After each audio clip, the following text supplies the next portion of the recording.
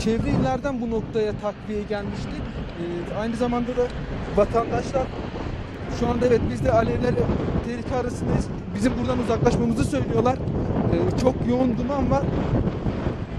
Yüzümüzü yakacak şekilde de alevler bize doğru geliyor diyebiliriz. Ekipler bizim buradan uzaklaşmamızı söylüyorlar. Evet, alevlerin arasında kaldık şu anda. Görmüş olduğunuz gibi ekipler bizim burayı bir an önce tahliye etmemizi söylüyorlar.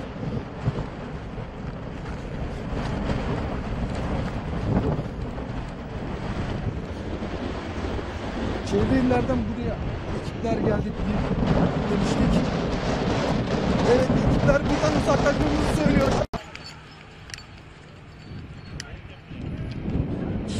Emin abi, şu an konumumuz iyi mi? Görebiliyor musun abi? Açımız da iyi, görüntümüz de güzel.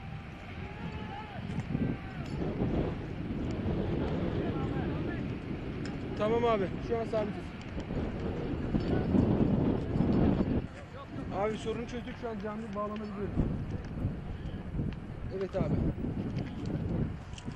Şu an merkez abi. Emin abiyle görüştüm. Bulunduğunuz noktadan kalın dedi. Muhtemelen kaydediyorlar ama gruptan yine yazacağım ben. Tamam.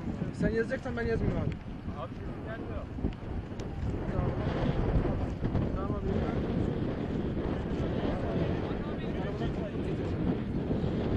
Arabalar Hüseyin, ben bir ileri gideyim. Bir de oraya deneyelim, tamam mı?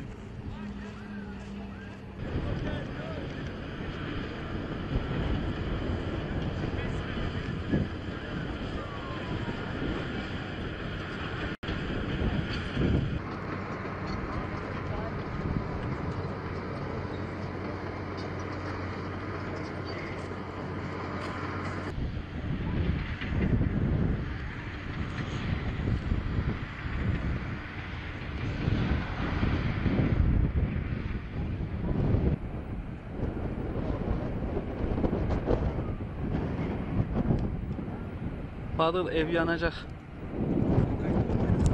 Kayıttayım.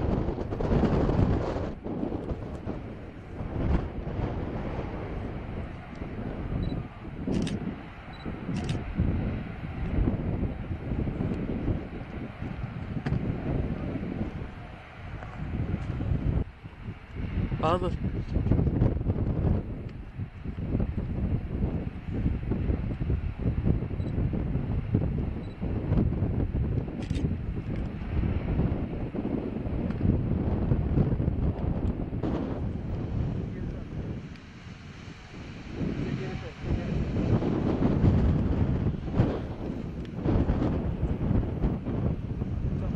Şu an sesim kötü mü geliyor benim?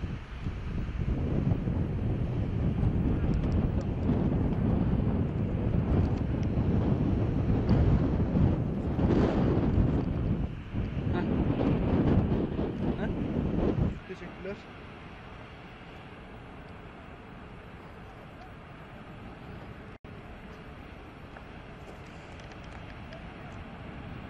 Tabii abi, şu an mikrofonumu açıyorum ben. Sen tamam abi. Tamam, şu an hazırız abi zaten, biz kameramız açık. Evet abi.